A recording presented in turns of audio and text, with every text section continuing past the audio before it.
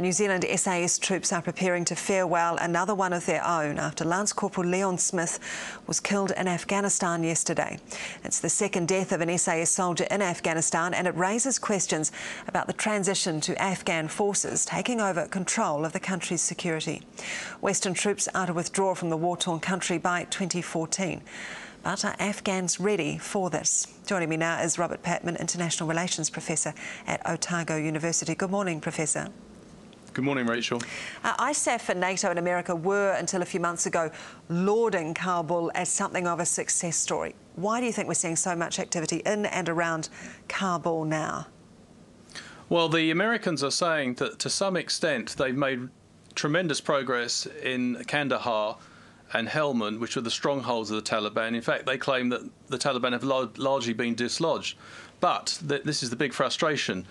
The Taliban and a terror group, Haqqani, are definitely getting support and some sanctuary from Pakistan. And from the point of view of the Taliban, although they've had some reverses in their strongholds, they still have the capability to operate nationally. And it makes a lot of sense to carry out these high-profile but sporadic efforts around Kabul. And so we've seen an intensification as the transition unfolds to clearly to indicate that the Afghan state security services are not up to it. When you look back at history, Professor, the Brits couldn't win a war in Afghanistan, neither could the Russians. Now the might of the American military, backed by some 48, 49 nations, can't beat what must be one of the crudest guerrilla forces on the planet. What makes the Taliban so resilient? Well, first of all, I think the approach of the previous Bush administration did not help. I mean, the Taliban were on the ropes, as were al-Qaeda at the end of 2001. But the United States then invaded Iraq and took their eye off the ball. They, in fact, transferred troops and material from Afghanistan into Iraq. And the Taliban, by 2006, had recovered. They were resurgent. And in fact, it's only, the counter-strategy or the counter-insurgency strategy has only gained momentum since President Obama has been there. So really, we're looking at not assessing the counter-insurgency effort over, say 10 years. We're looking at really effectively the last 2.5 years. We spoke with an American general in Kabul in June about the abilities of the Afghan SAS, their so-called crisis response unit. He said Afghans make brilliant soldiers because they're warriors, it's in their blood, it's in their psyche. What's your understanding about the abilities of the Afghan military?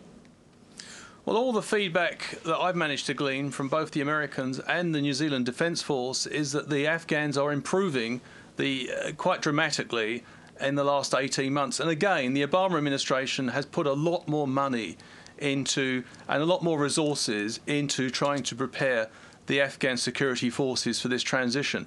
Now, one of the problems, however, is that there is penetration. There's no doubt about it. There is penetration within the Afghan security forces. And when I say penetration, I'm obviously alluding to the fact that the Taliban have some tentacles which reach into Kabul. And there's some frustration with the Karzai government that corruption, which sort of encourages these sort of tendencies, has not been stamped out. But it's going to be a faltering transition, and I think we're going to have a lot of setbacks.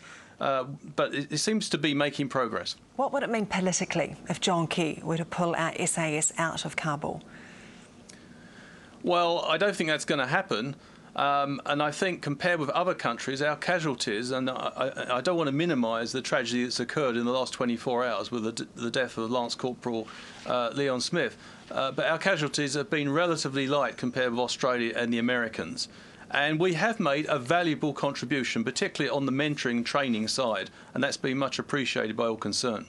OK, just quickly, Professor, what would you say to those here in New Zealand who say that this is someone else's war, that we shouldn't be involved?